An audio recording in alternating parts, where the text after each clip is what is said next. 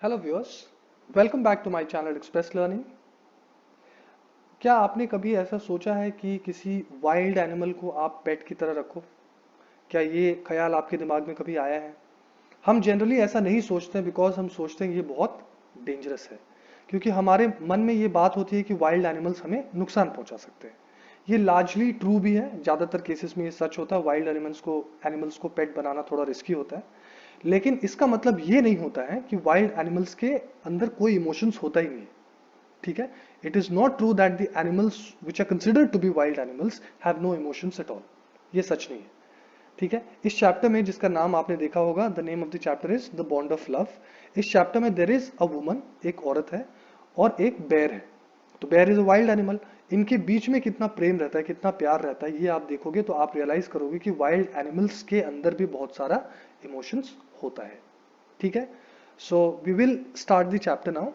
Again we will look at the chapter in points. तो मैंने points लिख रखे हैं यहाँ पर।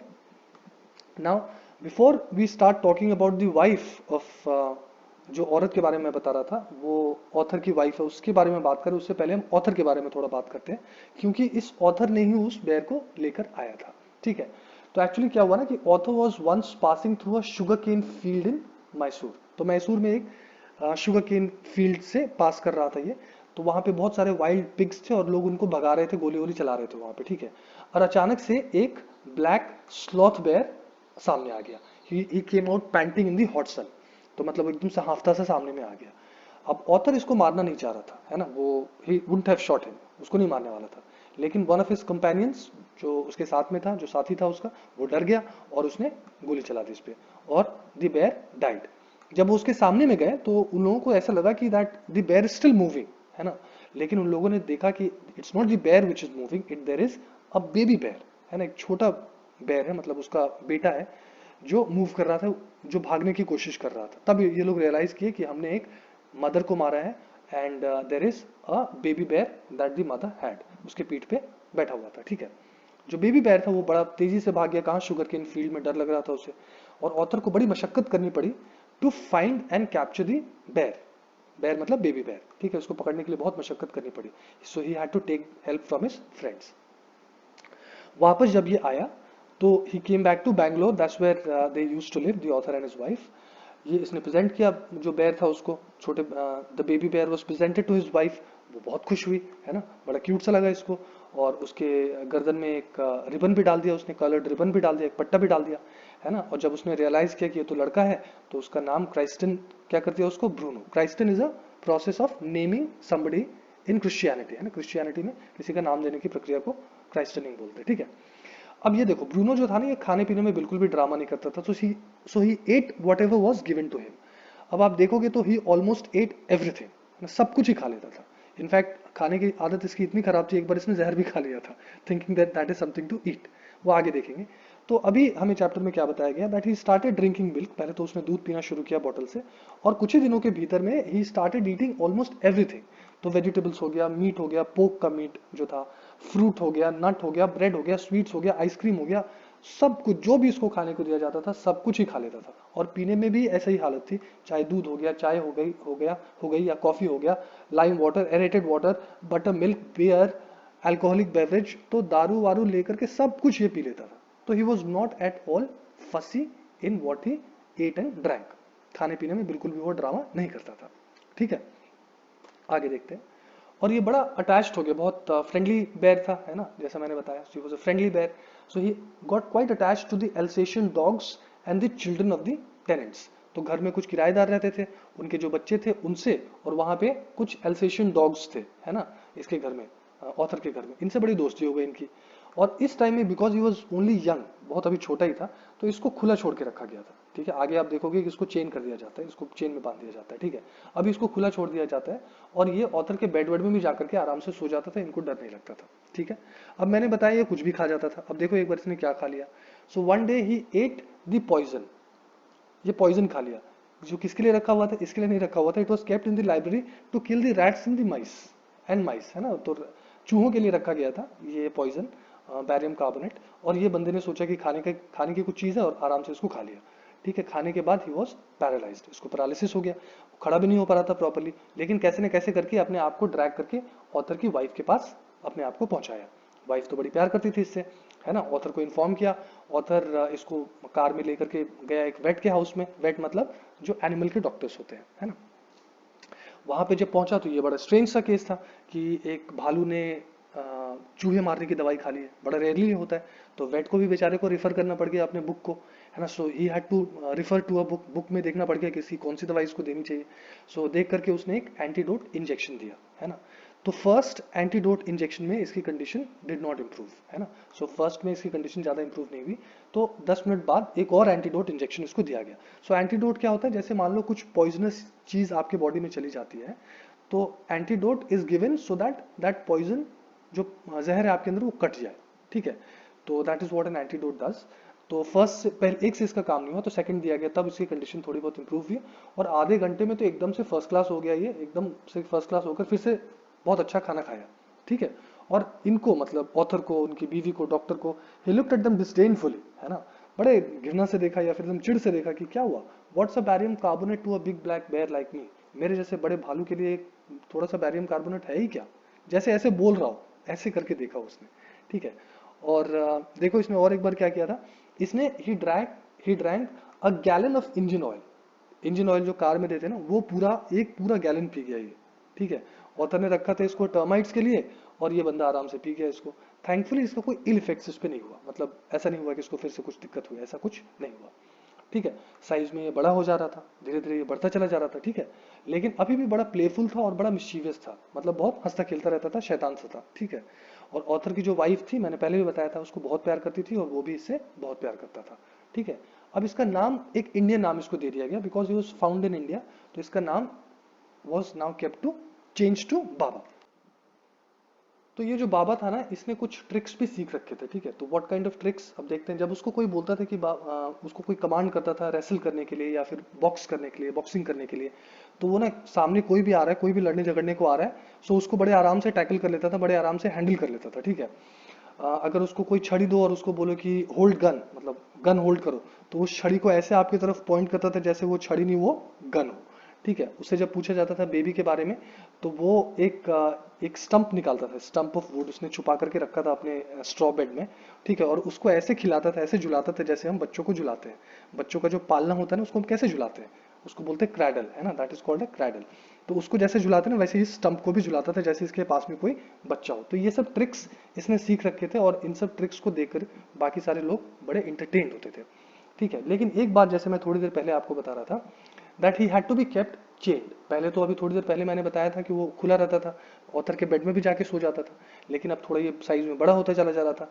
तो जो टेनेंट्स थे वहां पे, जो किराएदार लोग थे, उनके बच्चे थे छोटे छोटे, तो he had to be kept chained most of the time. तो ज्यादातर टाइम इसको चेन में बांध करके रखना पड़ता था for the purpose of security, ठीक है। अब क्या हुआ, अब देखो बात थोड़ी दूसरी तरफ जाने लग जाएगी।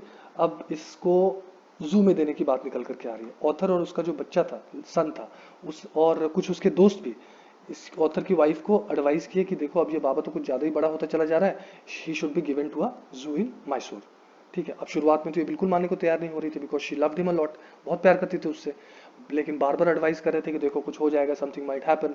तो बहुत 2-3 हफ्तों के एडवाइस के बाद में शी फाइनली कंसेंटेड, मतलब अंत में वो कंसेंट कर गई, मान गई। और उन लोगों ने एक लेटर लिखा, है ना, जू वालों को, कि if they wanted a tame bear मतलब एक डोमेस्टिकेटेड बेयर जो इतना अग्रेसिव नहीं है, वैसा बेयर चाहिए कि नहीं चाहिए। वो लोग बोले हाँ भाई चाहिए, बिल्कुल चाहिए। और एक केज भी भेज दिया, एक पिंजड़ा भी भेज दिया कि इसमें हमें मतलब बेयर को दे देना। तो फिर बाबा को उसमें पिंजड़े में डाल करके ले जाया गया, ठीक है। अब यानी कि बाबा यहाँ से चला गया। अब ऑथर तो उसको मिस करता था, ऑथर भी ऐसा नहीं कि उसे प्यार नहीं करता था, author also used to love him a lot, लेकिन it was the author's wife जो कि बहुत ज्यादा प्यार करती थी उससे, ठीक है। तो ऑथर की वाइफ उसको बहुत मिस करने लग गई, और जू वालों को लेटर लिखती थी कि बाबा की क्या हालत है, क्या कर रहा है, क्या नहीं कर रहा है। तो वो बोलते थे नहीं, हालत तो ठीक ही ठाक है, ठीक है, लेकिन he is fretting and refusing food, है ना, वो खाना नहीं खा रहा है और थोड़ा अजीब सा रह रहा है, ठीक है, मतलब हमेशा थोड़ा दुखी सा रह रहा है, हाँ। सो और खाना भी नहीं खा रहा है। तो ये इसको सुन करके बहुत बुरा लगता, तो she use to cry a lot, है ना, the author's wife use to cry a lot. तो 3 महीनों तक तो इसको संभाल के रखा गया, है ना। ऑथर की जो वाइफ थी उसको 3 महीने तक तो रिस्ट्रेन करके रखा गया, मतलब एक तरह से बोलो उसकी जो इच्छा थी वापस बेर को वापस लाने की, ब्रूनो के बाबा को वापस लाने की, इसको दबा करके रखा गया। लेकिन she had to be taken to the zoo after that. 3 महीने के बाद में ये बोली कि अगर तुम मुझे लेकर नहीं जाओगे तो मैं बस में चली जाऊंगी, ट्रेन में चली जाऊंगी। तो बेचारा ये मजबूर होकर के उसको कार में लेकर के गया फिर मैसूर। ठीक है, अब आगे देखते हैं। अब देखो ऑथर के जो दोस्त थे ना वो लोग कंजेक्चर कर रहे थे, मतलब अनुमान लगा रहे थे कि बेर जो है ना पहचानेगा नहीं, दिन हो गए ना, 3 महीना हो गया, अब तो वो पहचानेगा नहीं। लेकिन एकदम गलत किया उन लोगों ने, बड़े आराम से पहचान लिया। इनफैक्ट जैसे ही उसको देखा, है ना, ऑथर की वाइफ को देखा, ही स्टार्टेड हाउलिंग विद हैप्पीनेस, मतलब वो खुशी से चीखने चिल्लाने लग गया। और थोड़ी देर बाद जब उसके पास में जाके थोड़ा उसको दुलारी बुलारी तो अपने सिर पे भी खड़ा हो गया। कौन सिर पे खड़ा हो गया? दी बेर, है ना, बाबा सिर पे खड़ा हो गया, इतना खुश हो गया था वो। ठीक है, और अगले अगले 3 घंटे तक वो एकदम से केज के सामने में ही बैठी हुई थी। उसकी वाइफ, ऑथर की वाइफ, उसको तरह तरह की चीजें खिला रही थी, है ना। और जब बंद करने का टाइम हो गया, अब हमेशा के लिए तो नहीं छोड़ सकते ना, तो बंद करने का टाइम आ गया कि अब जितने भी विजिटर्स है सबको हटाओ। तो ये और बाबा दोनों बहुत रोने लग गए, ऑथर की वाइफ और बाबा बहुत रोने लग गए। ठीक है, और उसके बाद फिर जो क्यूरेटर था वहाँ, जो ध्यान रखता है जू का, उससे पूछा कि प्लीज मेरा बाबा को क्या मैं वापस लेके जा सकती हूँ कि नहीं जा सकती हूँ।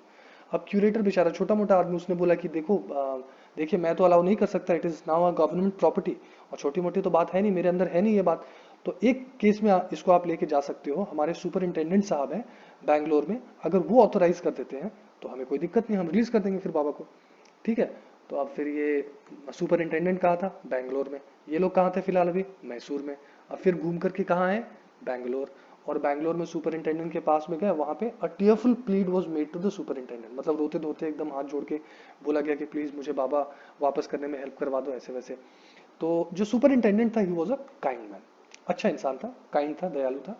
तो उसने ना सिर्फ कंसेंट किया, बोला कि ठीक है आप ऐसी बात है तो आप ले जाओ बाबा को, लेकिन ही ऑल्सो क्यूरेटर को ये भी बोला कि कुछ दिनों के लिए इनको केज भी दे दो, जो पिंजड़ा है वो भी दे दो, है ना, so that they do not have any difficulty in carrying the bear, है ना, इसको ले जाने में और कुछ दिन रखने में इनको दिक्कत ना हो। ठीक है, अब तो बाबा को वापस घर लाया गया, है ना। और अब इसके लिए देखो क्या क्या तैयारी इन लोगों ने की। एक 20 feet long and 15 feet wide island was made for him. बड़ा बेर हो गया था, सिक्योरिटी कंसर्न्स तो था ही था। मान लो अगर इसकी वाइफ को कुछ नहीं करता, है ना, लेकिन बाकी सारे लोग भी तो थे वहां पे, उनको तो कुछ हार्म कर सकता था। ठीक है, तो इसके लिए एक बहुत बड़ा एक आइलैंड बनाया गया जो कि 20 फीट लंबा और 15 फीट चौड़ा था। ठीक है, और आइलैंड को किस चीज से सराउंड किया गया? It was surrounded by a dry pit. Pit का मतलब गड्ढा होता है। तो 6 फीट वाइड था वो पिट जो था ना, वो जो गड्ढा था वो 6 फीट वाइड था और 7 फीट डीप था, समझ रहे हो, so that the bear is not able to get to the other side of the pit. जो गड्ढा है उसके दूसरे साइड ना पहुंच जाए, और दूसरे साइड में ये लोग रहते हैं, तो सिक्योरिटी के लिए ऐसा बनाया गया था। एक आइलैंड बनाया गया था जिसके चारों तरफ में 6 फीट वाइड और 7 फीट डीप एक गड्ढा खोद दिया गया था। ठीक है, एक वुडन बॉक्स था जिसमें पहले ये लोग इसको रखते थे, मतलब कुछ पक्षी वक्षी रखते थे। ठीक है, इट वॉज फॉर फाउल्स। उसमें स्ट्रॉ थोड़ा डाल दिया गया, थोड़ा थोड़ा स्ट्रॉ मतलब थोड़ा भूसा वूसा डाल दिया गया, और उसको रख दिया गया बाबा के आइलैंड पे। ठीक है, so that Baba could sleep in it in the night, रात में उसमें वो आराम से सो सके। ठीक है, आगे देखते हैं।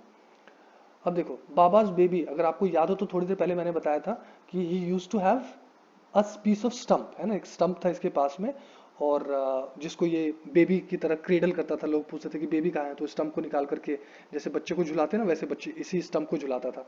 ठीक है, और उसका गन, जिस स्टिक को वो गन बना लेता था, ठीक है, वो भी वापस डाल दिया गया ताकि ये बच्चा, ताकि ये जो बाबा है इससे खेल वेल पाए। ठीक है, और कुछ दिनों बाद कूलीज लोगों को अरेंज किया गया, और जो केज में जिसको रखा हुआ था, जो केज वहां से मिला था इनको मैसूर से, वो केज को उठा करके कहाँ रखा गया? आइलैंड में रख दिया गया। ठीक है, और ब्रूनो तो बहुत ही खुश हुआ, ही वॉज डिलाइटेड, बहुत खुश हुआ। He stood on his hind legs, मतलब चार होते हैं ना, तो दो पीछे वाले लेग्स पे खड़ा होकर के एकदम से खुश हो गया था ये। हाँ, ये he pointed his gun and cradled his baby, तो वो गन पॉइंट कर रहा था, कभी कभी बच्चे को वो खिला रहा था, बच्चे को खिला रहा था, मतलब समझ रहे हो ना, that piece of stump that he had, ये जो पीस ऑफ स्टम्प था ना, इसको ये बच्चे के जैसे खिलाता ही था ना, तो वही सब कर रहा था। ठीक है, और जो ऑथर की वाइफ थी, she spent hours sitting on a chair, वहां पे जाती थी आइलैंड में, और वहां पे जाकर के बहुत टाइम तक वो चेयर पे बैठ जाती थी, मतलब she use to spend a lot of time on the island itself. ठीक है, और वो बंदा जो था ब्रूनो उसकी गोद में बैठा रहता था, इसको बिल्कुल भी डर नहीं लगता था। जो ऑथर की वाइफ थी ना, she was not scared of him at all, ठीक है, बिल्कुल भी डरती नहीं थी इससे। और the way the author's wife reached the island and left it is interesting also. तो कैसे ये आइलैंड पे जाती थी और कैसे आती थी, ये भी बड़ा इंटरेस्टिंग था। तो इन लोगों ने क्या किया था ना, they had tied a rope to a overhanging branch of a mango tree. अब देखो, ऊपर में एक मैंगो ट्री था, उसमें क्या किया था, एक रस्सी बांध दिया था, और रस्सी के दूसरे एंड पे, एक एंड पे तो रस्सी को बांधा था मैंगो ट्री से, और दूसरे एंड पे क्या किया था, इस पे एक लूप लगा दिया था। लूप मतलब एक फंदा सा बना दिया था। फंदे में वो पाँव देती थी, ठीक है, और दूसरे पाँव से जमीन को जोर से मारती थी। तो इससे क्या होता था, इसको मूवमेंट मिल जाता था, झूला सा बन जाता था, ठीक है। और ये रस्सी में झूलते हुए पहुंच जाती थी आइलैंड में।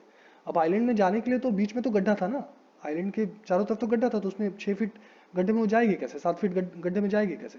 So she use this technique, है ना, वो रस्सी में लटक करके झूले की तरह झूलती हुई चली जाती थी वहां पर, ठीक है। और ऐसे ही लौट कर भी आती थी, ठीक है। The same technique was use to come back also, ठीक है। और इस चैप्टर से पढ़ने के बाद में ये प्रूव होता है कि ऐसा अगर कोई बोलता है कि वाइल्ड एनिमल्स जो होते हैं उनमें कोई इमोशंस नहीं होता है या फिर ऐसी कोई बात, तो वो पूरी तरह से गलत है, ठीक है। So that is all we have in this chapter. I hope you managed to understand this chapter.